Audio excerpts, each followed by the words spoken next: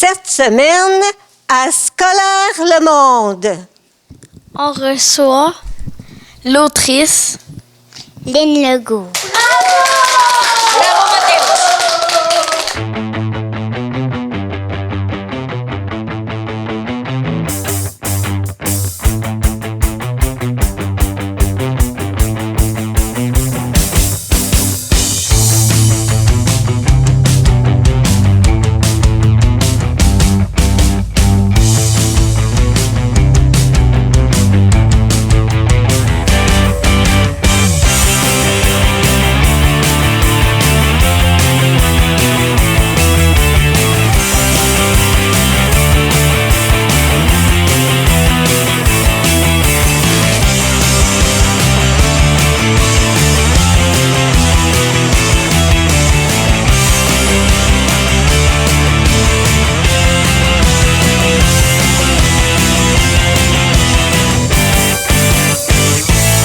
Qu'est-ce qui t'a donné le goût d'écrire? Très bonne question, Charlotte. J'ai l'impression que ça fait partie de mon âme, moi, l'écriture, parce que j'avais 13 ans, 12-13 ans, votre âge, pas mal. Et à un moment donné, j'ai ressenti le besoin d'écrire comment je me sentais. J'avais un petit calepin et j'écrivais comment je me sentais. Puis aussi, j'avais besoin d'écrire ce qui se passait autour de moi. C'est comme instinctivement que j'ai commencé à faire ça. Et par la suite, j'avais oublié que je faisais ça. Quand j'étais plus vieille, vers 16-17 ans, j'écrivais des poèmes.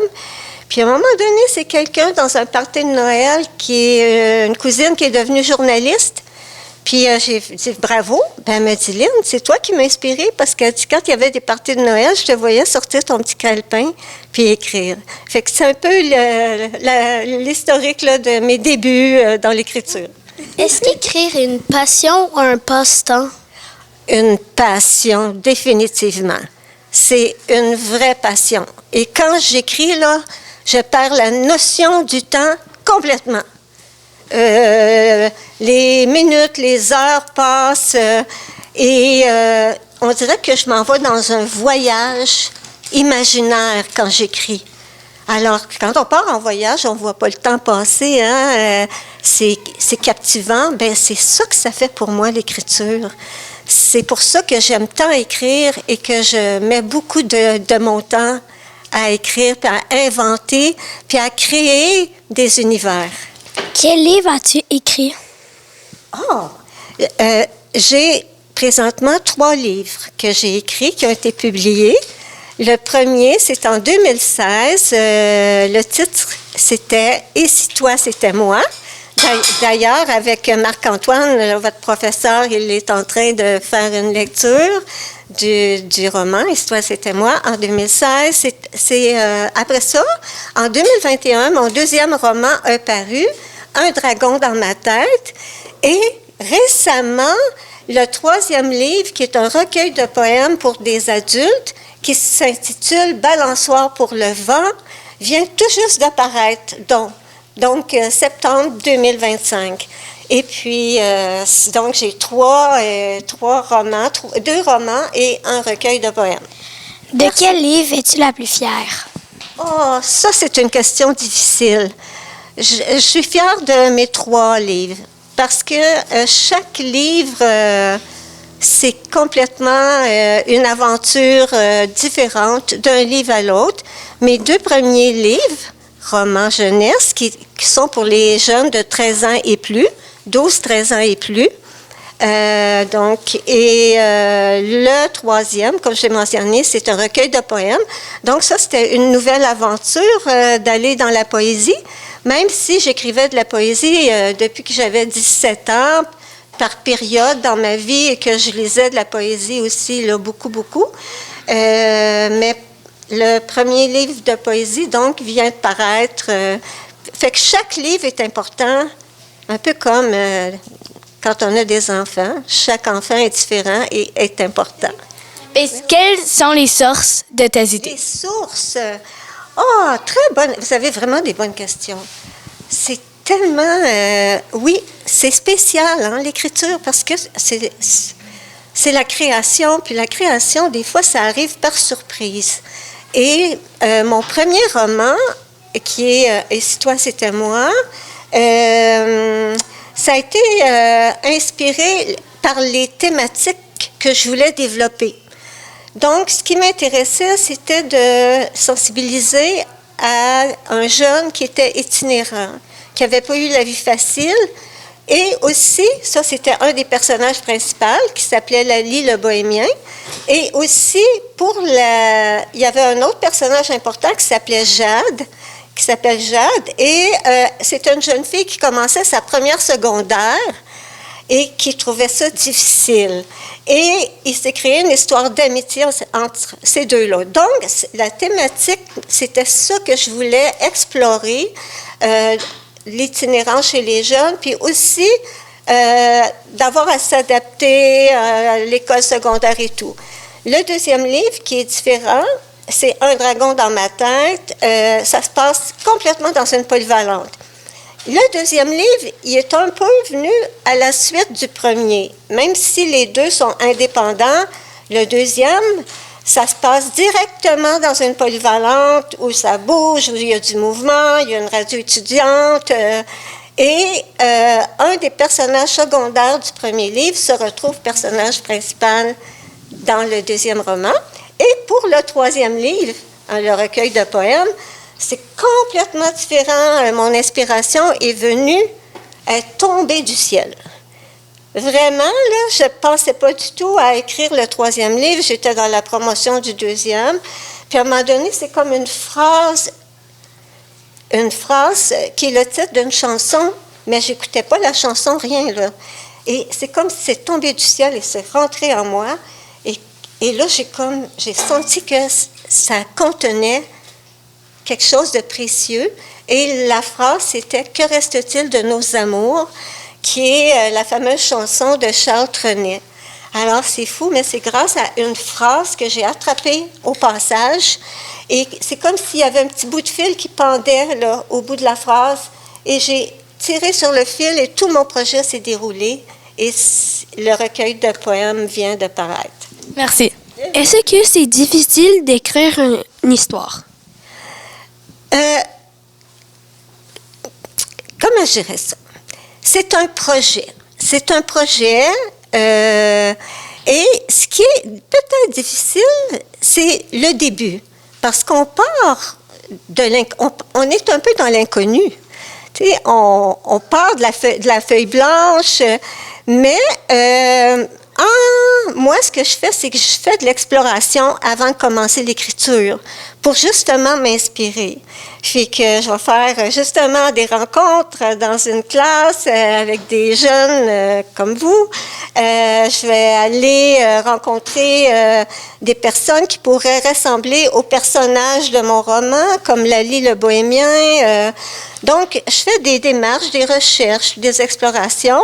Et ça, après ça, quand je commence à écrire, on dirait qu'en dedans de moi, il y a un univers qui a déjà commencé à se former à mon insu presque. Alors, quand je commence, je ne suis plus tellement devant la feuille blanche, là. J'ai plein d'idées, plein de choses qui vont pouvoir se développer au fil de l'écriture. Quelle catégorie de livres écris-tu? Bonne question. Alors, j'ai écrit pour le moment 2 romans pour les jeunes de 13 ans et plus, 12-13 ans et plus. C'est des fictions réalistes, contemporaines. Alors, et j'ai écrit un recueil de poèmes, donc pour des adultes. Alors, ça varie et j'aime beaucoup dans l'écriture me donner des défis, justement. Et pour mon 3e livre, quand j'ai eu cette fameuse phrase-là, « Que reste-t-il de nos amours ?» et que là, ça contenait tout le projet, bien, finalement, le titre du recueil, c'est « Balançoire pour le vent ». Mais au départ, ça s'appelait « Que reste-t-il de nos amours ?» C'était le titre de travail et le titre qui avait inspiré le livre. Fait que j'ai écrit là dans littérature jeunesse et recueil de poésie. Et là, je viens de recevoir une bourse du Conseil des arts et des lettres du Québec en juillet pour écrire un roman pour un large lectorat, donc pour les adultes. Et ça va se passer dans une forêt. En tant qu'autrice, aimes-tu lire? Oui, j'aime lire. Et même quand j'étais jeune, je vous l'avais dit, je pense, au début, quand j'étais venue vous rencontrer, là, comme à 13 ans, là, je lisais en dessous des couvertures de mon lit. Je mettais une lampe de chevet pour m'éclairer, parce que ma mère, quand elle allait aux toilettes, elle voyait de la lumière dans le bas de ma porte de chambre. Mais j'aime lire, mais avec la vie qui va vite et tout, je trouve des fois que je manque de temps pour lire autant que je voudrais. Souvent, ça va être à la fin de la journée, et là, je vais lire 2-3 pages et les yeux me ferment. Mais oui, j'aime lire, et quand on écrit, je trouve que c'est important de lire aussi. Puis il y a tellement de bons livres, de bons auteurs, c'est merveilleux la lecture. Que ressens-tu lorsque tu écris? Quand j'écris, là, je me sens en paix. Je me sens bien. Et même si j'écris toute une journée, je prends des pauses. Je vais manger un petit morceau de chocolat. Je reviens. Et quand j'ai fini ma journée d'écriture, je me sens remplie. J'ai l'impression que je fais vraiment ce qui est le mieux pour moi, d'écrire. Alors, c'est toujours un peu difficile quand je commence un nouveau projet d'écriture, parce que là, il faut démarrer. Mais une fois là, que je suis entrée dans le projet, là, j'ai hâte de me lever le matin pour aller écrire. Est-ce qu'on peut vivre seulement du métier d'autrice? Que c'est une bonne question. Je pense que c'est rare les gens qui peuvent vivre essentiellement de l'écriture et de leurs livres, à moins vraiment, là, justement, il y en a des écrivains qui peuvent le faire. Mais je pense que ce n'est pas la majorité. Mais par contre, dans l'écriture, il y a des activités littéraires qui peuvent nous aider, les auteurs, à gagner notre vie, comme donner des conférences, donner des ateliers d'écriture, donc toutes sortes d'activités connexes. Bien, ça va nous aider beaucoup à vivre. Moi, dans mon cas, j'ai étudié en sciences, j'ai travaillé dans un laboratoire, et c'est à un moment donné là, que j'ai fait une demande de bourse, j'ai reçu la bourse, et puis là, j'ai décidé de plonger, et parce que quand je travaillais, ben j'étudiais, je travaillais, mais j'écrivais le matin avant d'aller travailler, le soir ou les fins de semaine. Mais là, je peux être contente parce que je fais ce que j'aime à temps plein. Quels sont les prochains événements pour lesquels vous comptez participer? C'est bien ça. Bien, disons que je viens juste là de donner une conférence lancement pour mon recueil de poèmes. C'était mercredi passé, le 22 octobre, à la salle Anthony Lessard de Saint-Jérôme. Une belle salle de spectacle, bien entourée. Il y avait l'animatrice, Annie Bélanger, qui m'a apporté un support. On a lu aussi des poèmes ensemble. Elle a prêté sa voix. Il y avait un beau public. Donc, ça, c'est un événement qui vient tout juste d'arriver. Il y a eu, pour le recueil de poèmes, Balançoire pour le vent, qui vient d'apparaître. Donc, récemment, le 29 septembre, il y a eu un lancement. C'est un lancement collectif que la maison d'édition AMV a fait pour les nouveaux livres qui paraissaient. Par la suite, je dirais que là, on arrive en novembre, là, je veux vraiment rentrer dans ma bulle d'écriture. Par contre, j'offre des ateliers d'écriture. Alors, j'ai plusieurs ateliers d'écriture de planifier pour des adultes dans diverses villes. Et aussi, bien, je fais partie du répertoire Culture-Éducation pour donner des ateliers d'écriture aux jeunes de votre âge dans les écoles. Alors là, c'est un petit peu le portrait à court terme là, de mes activités. Quelles sont tes prochaines idées de livres? Ça, faut pas le dire. C'est un secret. C'est un secret. Mais, par contre, ce que je peux dire, c'est que des fois, il m'arrive des idées. Et là, je les écris. Je les écris pour les conserver, pour un prochain projet. Mais là, la plupart du temps, là, les idées qui m'arrivent présentement, c'est pour le projet là, qui va se passer dans une forêt. C'est vraiment, là, je commence, là, je me lève le matin, j'ai des idées. Même des fois, je me réveille la nuit, puis là, j'ai des idées. Alors, je vais marcher dans la forêt, j'ai des idées. Alors, mon cellulaire, j'ai un dictaphone. Alors, pour ne pas perdre mon idée, parce que c'est quand même important, c'est que je l'ai dit sur mon dictaphone. Donc, les idées, là, ça, je pense encore, c'est quand il y a des idées, là, qu'on sent que c'est des bonnes idées, on les accroche, on les écrit, on les note. Comme ça, on est sûr de ne pas les perdre.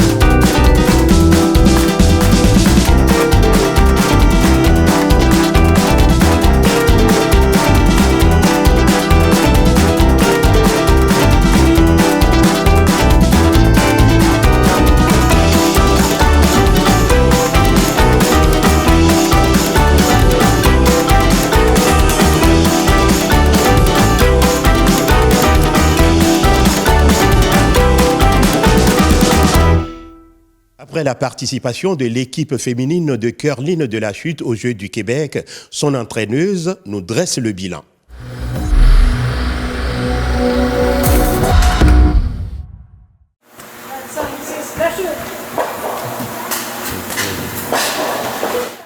C'était notre première participation. Nous avons amené une équipe de filles. Elles étaient 5.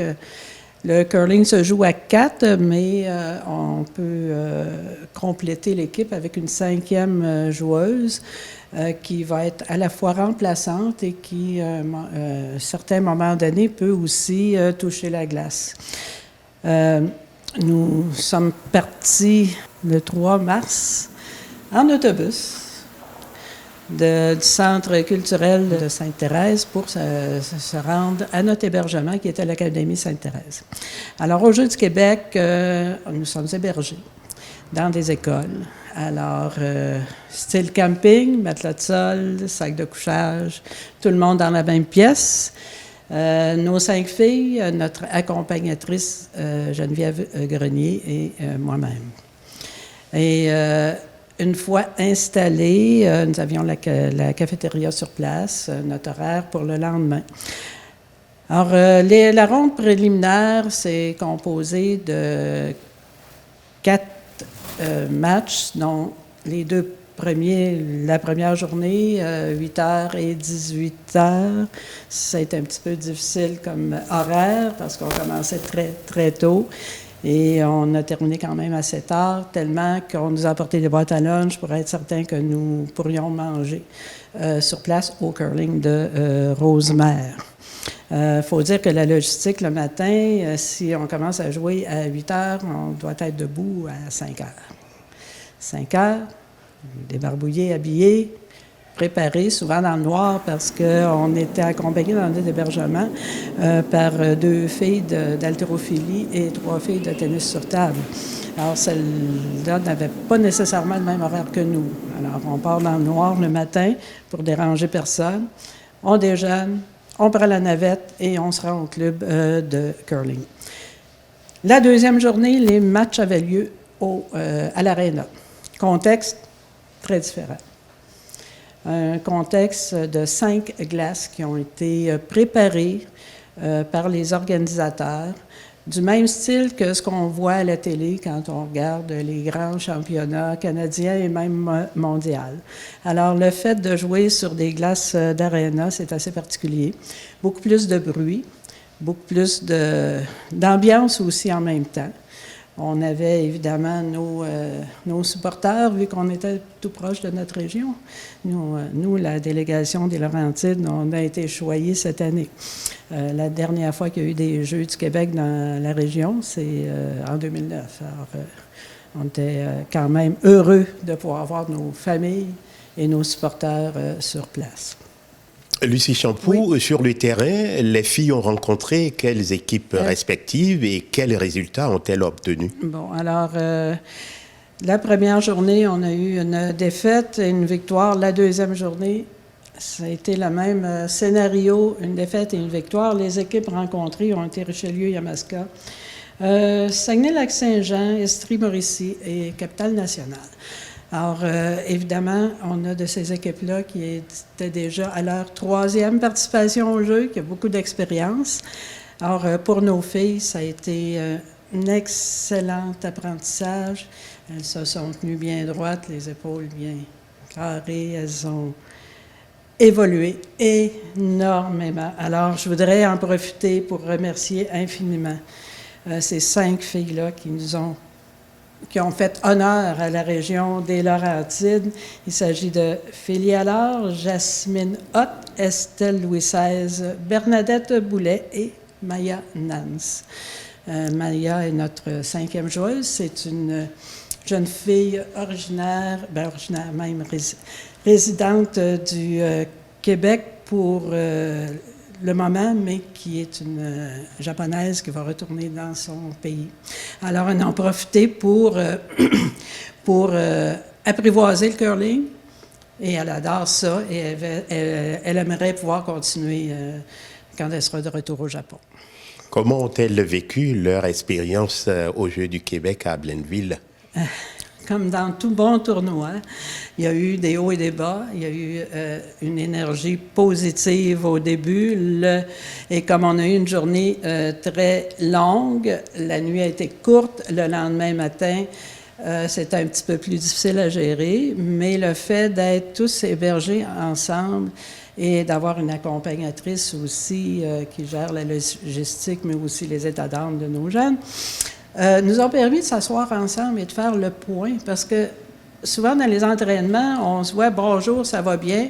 On fait l'entraînement, salut à la semaine prochaine ou salut à lundi prochain parce que les filles viennent 2 fois semaine, le lundi et le samedi. Alors là, on en a profité vraiment pour jaser, pour se parler et pour comprendre qu'on n'est pas toujours au maximum de notre énergie, peu importe le sport, et aussi pour apprendre la meilleure manière de gérer les tournois. Comme entraîneur, moi, j'ai appris à laisser aller les filles, les laisser prendre leurs décisions. Évidemment, comme entraîneur, on est assis sur le bout de la glace. On a le droit de leur parler pendant que l'équipe n'est pas active. Ça, c'est nouveau dans tous les sports depuis 1 an ou 2. Et on a droit à 4 temps d'arrêt sur les 8 bouts, soit 2 temps dans la première demi et 2 temps d'arrêt dans la deuxième demi. Alors, quand on voit qu'elles sont dans une impasse, eh bien, on fait signe et on prend un temps d'arrêt. Je pense que le plus grand enseignement, c'est ça. Et moi, je félicite les filles pour leur ouverture à aller apprendre et non pas à aller gagner à tout prix. Ça fait toujours du bien. C'est excellent de gagner, mais on va apprendre, on va évoluer, on aime jouer, on joue, on pratique un sport qu'on aime. Puis leur chimie est excellente entre elles parce que ce sont des filles qui se sont recrutées d'elles-mêmes dans la même école alors qu'elles terminaient leur cours primaire. Alors, je pense qu'en gros, c'est ce qu'on peut apprendre d'un événement semblable. Il y a peut-être une chose que je mentionnerai aussi. Les Jeux du Québec, là, c'est près de 3000 athlètes, 2600 bénévoles. C'est extraordinaire de voir tous ces bénévoles, 2600 bénévoles, 2600 sourire. Ils sont avenants, ils sont présents, ils sont toujours souriants. Que ce soit un chauffeur ou une chauffeuse d'autobus, que ce soit au service de cafétéria, peu importe, il y a une dynamique positive aux Jeux du Québec. C'est vraiment nos mini-olympiques, mais c'est nos mini-olympiques pour s'amuser, pratiquer nos sports et avoir du plaisir ensemble. C'est vraiment impressionnant. Je voudrais mentionner aussi, il y a notre missionnaire qui nous suit tout le temps. Lui, c'est quelqu'un qui est engagé par Loisirs Laurentides et c'est Michel Legault, en fait. Et lui connaît bien la logistique, fait qu'il vient nous conseiller. N'oubliez pas, demain, il va y avoir telle chose. N'oubliez pas d'envoyer tel courriel à telle personne. N'oubliez pas, etc. Et il nous suit tout le temps, tout le temps, tout le temps. C'est vraiment une aide très, très, très précieuse. La délégation, toujours un missionnaire attitré à chaque équipe.